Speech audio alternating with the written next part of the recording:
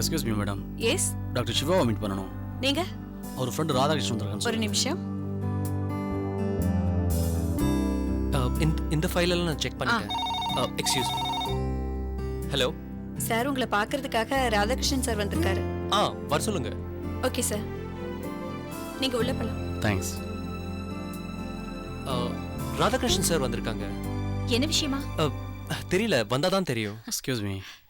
வாங்க Radhakrishnan sir. Hi, please உட்காருங்க. எப்படி இருக்கீங்க சிவா? நல்லா இருக்கேன். நீங்க எப்படி இருக்கீங்க? நல்லா இருக்கேன். என்ன திடீர்னு ஏதாவது சந்தோஷமான விஷயமா? எனக்கும் மஞ்சுக்கும் மேரேஜ் ஃபிக்ஸ் ஆயிருக்கு Siva. Congratulations Radhakrishnan sir, congratulations. Thank you Siva. Congratulations Radhakrishnan sir. Thanks. இந்தாங்க.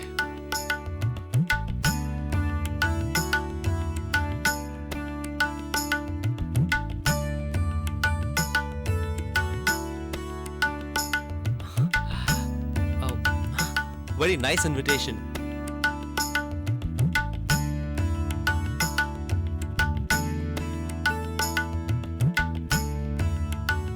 சிவா, நீங்கள் 2 பேரும் கண்டிப்பாக என் மேரேஜ் வந்துடணும்.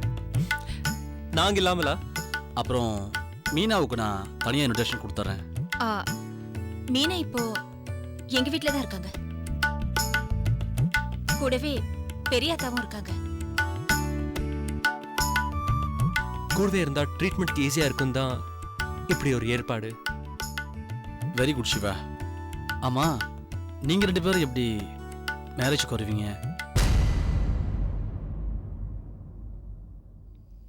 ராதாகிருஷ்ணன் சார், நான் கல்யாணத்துக்கு வர்றது கொஞ்சம் கஷ்டம்தான். ஏன்? என்ன சார் இது? மீனா மஞ்சுவோட க்ளோஸ் ஃப்ரெண்ட். அவ வராம மஞ்சுவோட கல்யாணம் எப்படி? சாரும் மீனாவும் கண்டிப்பா கலந்துப்பாங்க.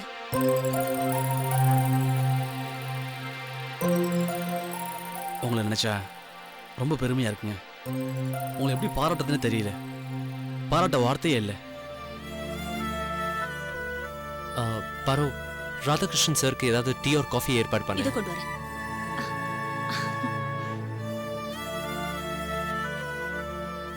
ராதாகிருஷ்ணன் சார், இவங்க யாருன்னு உங்களுக்கு தெரியுதா? தெரியல சிவா. இவங்க என் அம்மா.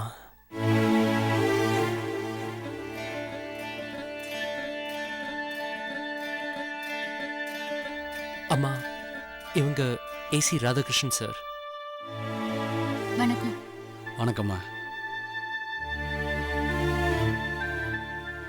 சார், நீங்க நடந்த விஷயத்த கேட்டீங்கன்னா உங்களுக்கே ஆச்சரியமா இருக்கும்.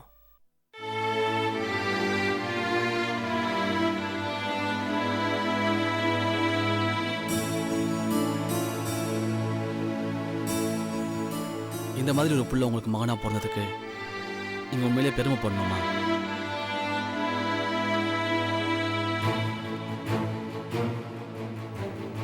அப்புறம் எனக்கு மேரேஜ் ஃபிக்ஸ் ஆயிருக்குமா. சிவா கூட கண்டிப்பா நீங்களும் வரணும். கண்டிப்பா வரேன்ப்பா. வரமா? வரேங்க. வரேன் Shiva. Okay sir, thank you very much.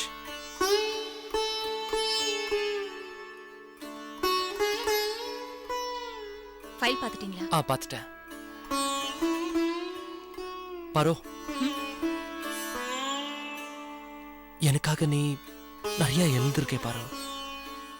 உங்களுக்காக இல்லைங்க, நமக்காக.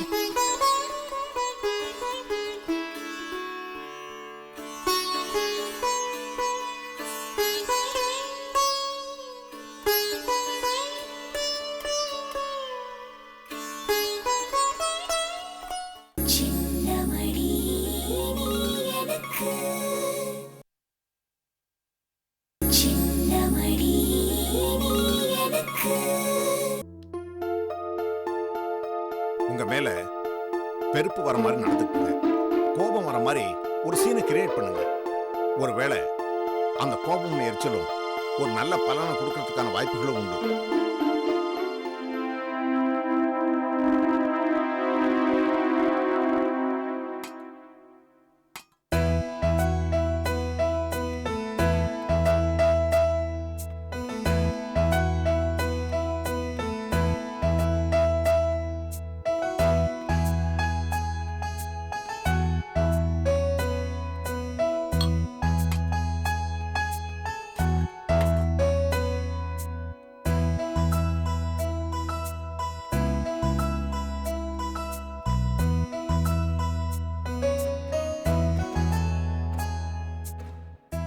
அக்கா சிவம் அம்மாக்கு தானே? ஆமா. கொடுங்கக்கா, நானே கொடுத்துறேன்.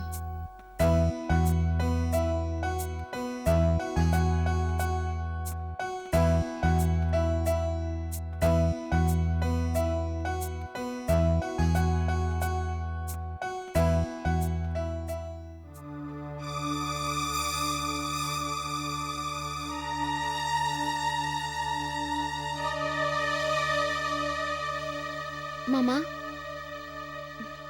பால் குடிங்க.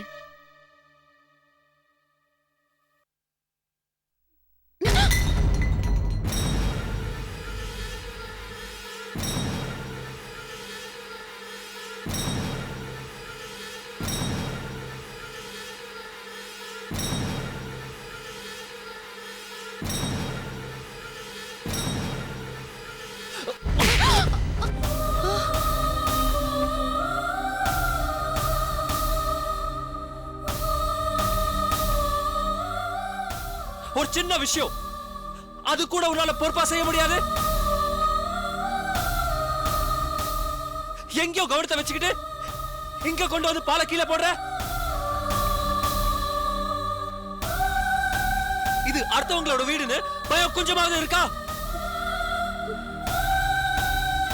உன்னால நானும் அவமானப்படுறேன்.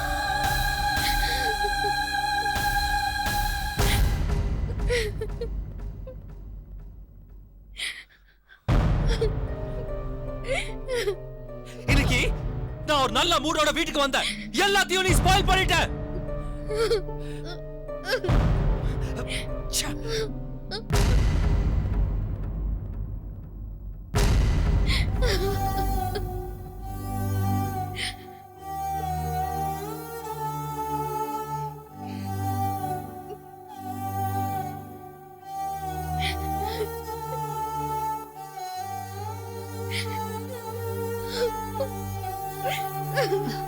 மீனா,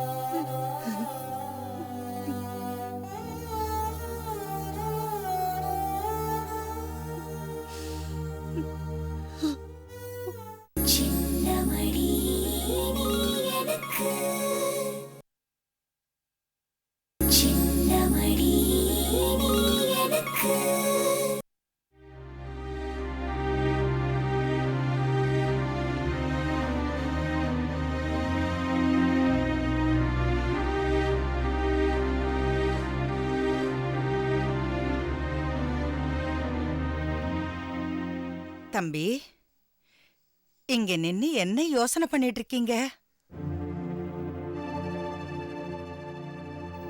உங்க பேத்திய குணப்படுத்துறேன்னு கூட்டிட்டு வந்து குடும்பப்படுத்துறமோன்னு தோணுது பாட்டி.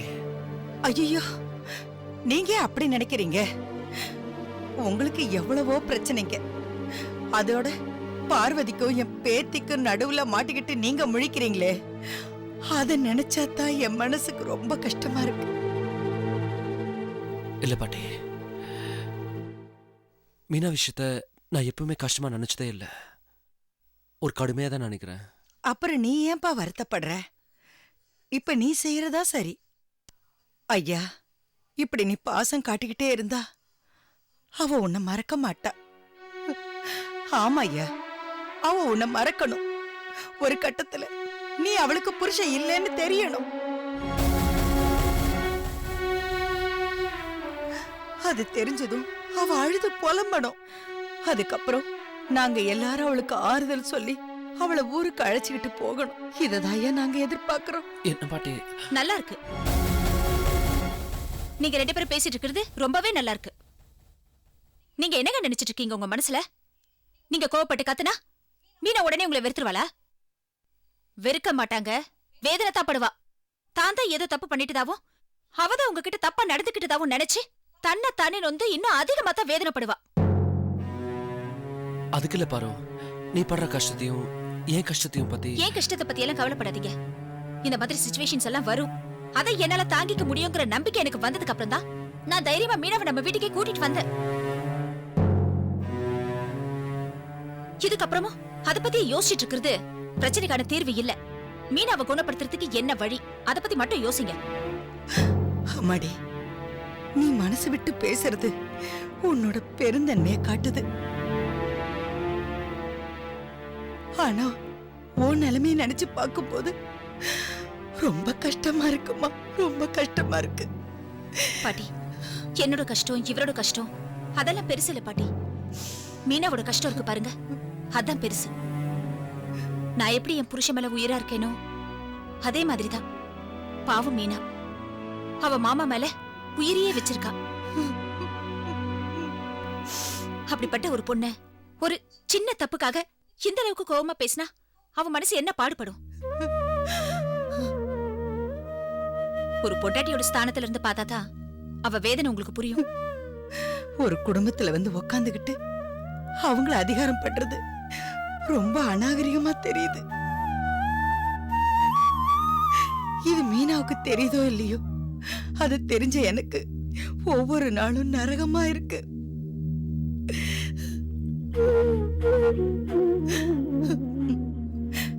நீங்க கோவப்படுவீங்களோ அன்பு செலுத்துவீங்களோ எனக்கு தெரியாது. சீக்கிரமா என் பேத்தியை குணப்படுத்தி கொடுத்துருங்க. உங்களுக்கு எந்த சிரமமும் வேணாம், என் பேத்தியை நான் கூட்டிட்டு போயிடுறேன். நீங்க ஏமா அவசரப்படுறீங்க? நாங்க ஒன்றும் பிறத்தியார் இல்ல. நான் வளர்த்த பிள்ளை சிவா உங்க மாப்பிளைக்கு பிறந்தவன் தானே. இனிமே நாம எல்லாரும் ஒண்ணுக்குள்ள ஒண்ணு தானே. எதுக்கு நீங்க நாங்கன்னு பிரிச்சு பேசுறீங்க? இப்போதைக்கு நாம எல்லாருடைய கவனமும் மீனாவை குணப்படுத்துறது தான். அவகிட்ட கோவப்பட்டு அவளை வெறுப்படைய செய்யறத விட அவகிட்ட அன்பு காட்டி அவளை சரி செய்யறதான் உத்தமம்னு தோணுது. மாப்பிள்ள, நீங்க சைக்காலஜி படிச்சவர், உங்களுக்கு நான் அதிகம் சொல்லி புரிய வைக்க வேண்டியதில்லை. என்னங்க, போங்க.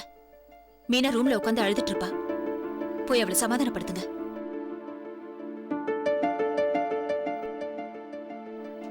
என்ன யோசனை? போங்க போங்க.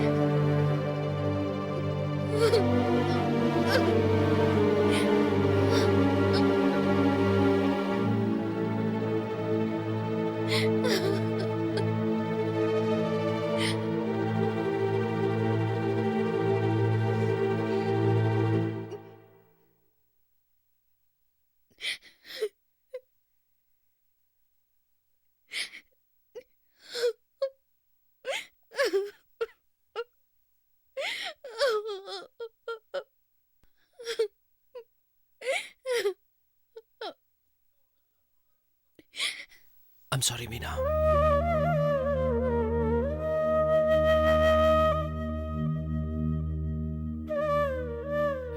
நேத்து ஃபேக்டரி லைசன்ஸ் கிடைக்கிறதுக்கு இன்னும் 2 மாசம் ஆகும்னு சொல்லிட்டாங்க.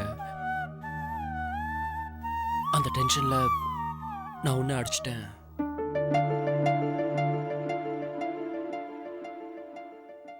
மீனா, அதான் சாரி கேட்டேன்ல.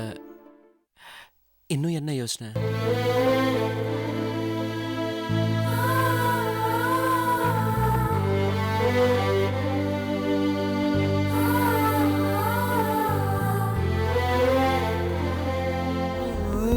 மின்னல் ஒளி விழியாலே நெஞ்சை நீ திறந்தா, சின்ன சின்ன கூடலோடு சிரிக்க ஏன் மறந்தா?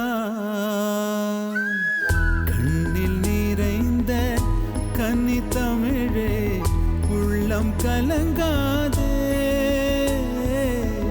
கண்ணில் நிறைந்த கன்னி தமிழே உள்ளம் கலங்காதே உன்னையல்லாமல் வேறு உறவும் என்னை சேராதே காற்றும் நானும் காத்து கிடந்த தனிமை தீவினிலே